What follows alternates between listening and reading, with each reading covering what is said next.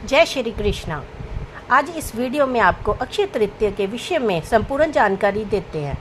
अक्षय तृतीया से संबंधित जो भी प्रश्न मन में आता है उन सब का उत्तर आपको इस एक वीडियो में मिल जाएगा।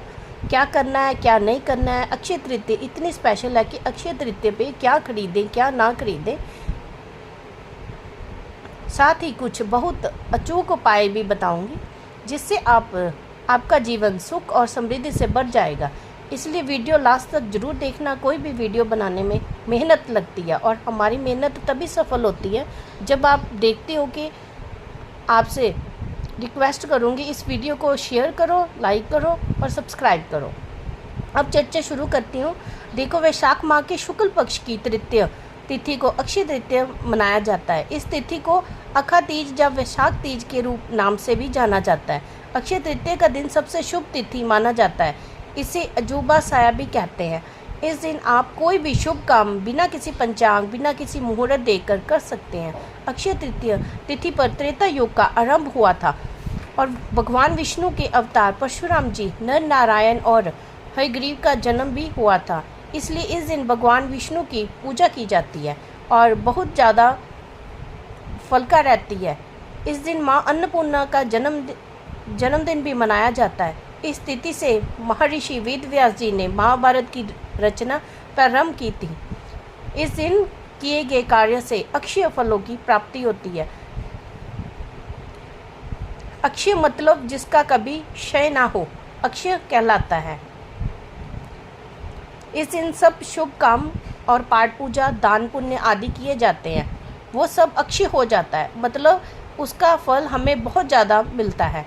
पौराणिक मान्यता के अनुसार यही वो दिन होता है जब भगवान शिव ने कुबेर को खजाना और माता लक्ष्मी को धन की देवी होने का आशीर्वाद दिया था। अक्षय तृतीया के दिन विशेष रूप से भगवान लक्ष्मी नारायण की पूजा की जाती है। इस दिन चंदन से श्री विष्णु भगवान जी की पूजा की जाती है। इसी दिन से चंदन यात्रा शुरू होती है। ऐसे करने से हमारे जीवन में बहुत खुशहाली आती है और परिवार के बीच में प्यार भी बना रहता है। देखो, अक्षय तृतीया के दिन शादी, शुभ काम, खरीदारी करने के लिए अपजा मुहूर्त होता है। इस दिन किए गए किसी भी शुभ काम का जीवन में जो फल होता है वो बहुत ज़्यादा अधिक मिलता है, सुख समृद्धि दिलाने वाला होता है और खूब लाभ देने वाला होता है। इसलिए नया काम शुरू करने के लिए अक्षय तृतीया को बहुत खास दिन माना जाता है। इस दिन से 21 दिन की चंदन यात्रा भी शुरू होती है और अक्षय तृतीया पर हमारे प्यारे बांके बिहारी जी महाराज के चरण दर्शन भी होते हैं, जो साल में सिर्फ इस दिन ही होते हैं। मान्यता है कि अक्षय तृतीया के दिन जो पुण्य बद्रीनाथ धाम में नारायण जी के दर्शन करके प्राप्त होता है, वही पुण्य वृंदावन में शिव जी और बांके बिहारी जी के महाराज के चरणों के दर्शन करके प्राप्त होते हैं। पूरे साल में 3.5 शुभ मुहूर्त होते हैं जिसमें कोई भी शुभ कार्य बिना किसी पंचांग मुहूर्त के देखे कर सकते हैं। वो कौन कौन से होते हैं? गुड़ी पड़वा, दशहरा और अक्षय तृतीया, ये 3 जो पूर्ण मुहूर्त होते हैं पूरे दिन में। इसके अलावा दीपावली का जो मुहूर्त होता है वो आधा मुहूर्त होता है, यानी इस दिन आधे दिन ही हम शुभ कार्य कर सकते हैं। इस तरह यह सारे 3 मुहूर्त होते हैं और इन मुहूर्तों से लोग कोई भी शुभ कार्य कर सकते हैं। अब चर्चा करते हैं कि अक्षय तृतीया पर क्या करें। देखो, अक्षय तृतीया पर ज़्यादा से ज़्यादा शुभ कार्य करें, दान पुण्य करें, पितरों को निमित्त तर्पण करें, पिंड दान करें, पितरों के लिए घट दान यानी जल से भरे हुए मिट्टी के बर्तन का दान करें, भगवान लक्ष्मी नारायण जी की पूजा करें और शिव पार्वती की पूजा भी जरूर करनी चाहिए। इससे हमारी गृहस्थी अच्छी चलती है जो अच्छी रहती है। ठीक है, आगे मैं आपको कुछ उपाय भी बताऊंगी जो आप अपने घर में करोगे तो सुख समता के लिए अच्छे रहेंगे। वो उपाय भी मैं आपको बता रही हूँ। देखो, अक्षय तृतीया वाले दिन कुछ कार्य को करने की मनाही भी की गई है। तो हमें क्या कार्य नहीं करना चाहिए? देखो, हमें गुस्सा नहीं करना चाहिए। पाठ पूजा और दान आदि शांति से और प्रसन्नता से करना चाहिए। गर्मी का समय है, आपको कुछ दान करने के लिए बाहर जाना भी पड़ रहा है और उस समय गुस्सा आता है, चिड़चिड़ाहट होती है, तो समझ लो कि आपके दान का फल शून्य हो जाएगा। फिर मत सोचना कि मैंने जो आपको बताया है उसका कोई फल नहीं मिल रहा है। देखो, अक्षय तृतीया के दिन घर के किसी भी कोने में अंधेरा नहीं होना चाहिए। घर का ना ही कोई भी हिस्सा, जस्ट रूम नॉर्मली अंधेरा रहता है, तो वहाँ पे भी लाइट आप ज़रूर जला कर रखें। वहाँ की रोशनी, कोई छोटा बल्ब लॉबी में ज़रूर होना चाहिए।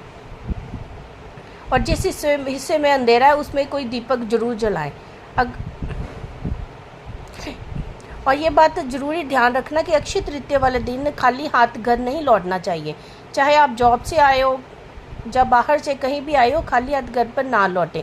इस दिन कुछ ना कुछ, चाहे कोई शॉपिंग, कोई कुछ मिठाई, कुछ भी घर में ज़रूर लेके आना चाहिए।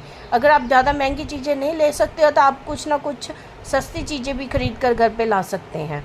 ज़्यादा खर्चा करने की कोई ज़रूरत नहीं है। कोई मेटल या धातु की बनी हुई चीज़ भी लेके आ सकते हैं। कोई मिट्टी का बर्तन, पीतल का कुछ भी खरीदारी, कोई मंदिर के लिए कुछ भी खरीदारी कर सकते हैं। इस दिन घर में पूरी साफ़ सफाई करना, शुद्धता का पूरा ध्यान करना। अक्षय तृतीया के दिन घर के किसी भी हिस्से में अंधेरा ना होने देना और ना ही कोई गंदगी होने देना। इस दिन घर को पूरा साफ़ करो, रोशन करो और तुलसी जी के जहाँ दीपक जरूर जलाओ। तुलसी जी का जहाँ पे गमला है आप उस पे दीपक प्रज्वलित करो। और इसके अलावा शाम को अपने घर का जो मेन गेट है वहाँ पे भी आप दीपक जरूर प्रज्वलित करो। अक्षय तृतीया के दिन तामसिक भोजन नहीं करना चाहिए और कोशिश करना चाहिए कि सात्विक आहार ही उस दिन लें। लहसुन और प्याज का उपयोग ना करें और नॉन वेज, कोई शराब, कुछ ऐसी चीज़ें ना लें। और इस दिन जितना फल हमें कुछ भी अच्छे कार्य करने का मिलता है ना, वो उससे दुगना हो जाता है। इसलिए इसको अक्षय तृतीया बोला जाता है। कुछ ना कुछ दान पुण्य जरूर करना चाहिए इस दिन। खास तौर पे अगर मान लीजिए कि आपके घर के पास कोई आता है, कुछ मांगता है, उसको खाली हाथ ना लौटने दें। जो भी हो उसको कुछ ना कुछ देकर आप ज़रूर भेजें। कुछ पैसे दें, कुछ कपड़ा दें, कुछ भी आप जरूर दें।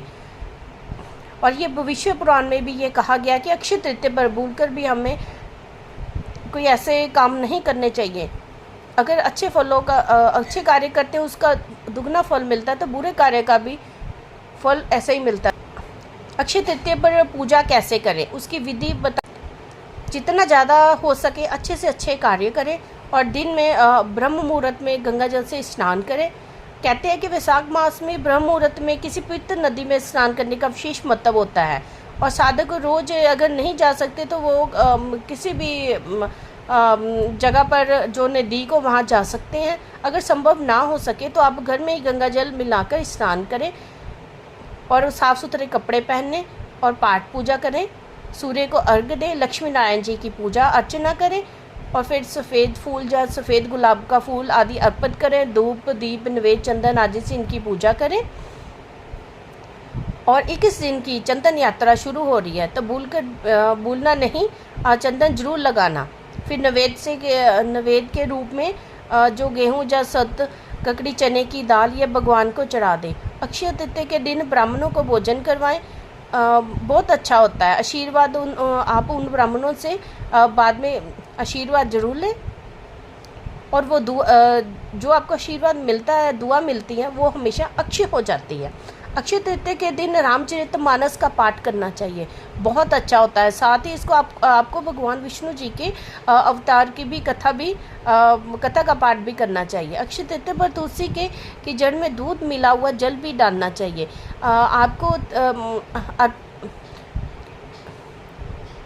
आपको फल फूल, बर्तन, वस्त्र, जल कुछ भी आपको दान भी करना चाहिए। कोई खरबूजा हो, चीनी, साग, कुछ भी मीठा भी, कुछ ना कुछ ज़रूर दान करना चाहिए।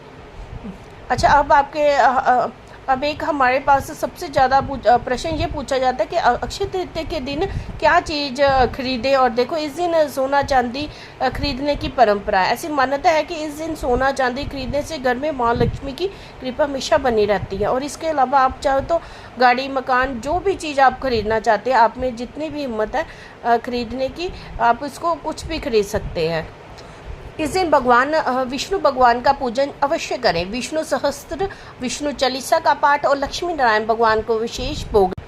इसके अलावा अगर आप अपने घर में सुख समृद्धि चाहते हैं तो इस दिन आप एक चंदन की खुशबू वाली बढ़िया धूप बत्ती का पैकेट किसी नज़दीक मंदिर में जाकर दान करें।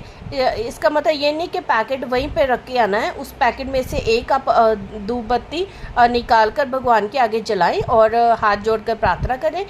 घर की सुख समृद्धि के लिए प्रार्थना करें। अक्षय रूप में ये सुख समृद्धि बनी रहती है और बाकी पैकेट उस मंदिर में ही रख दें और इसका रिज़ल्ट आपको बहुत जल्दी ही मिल जाएगा।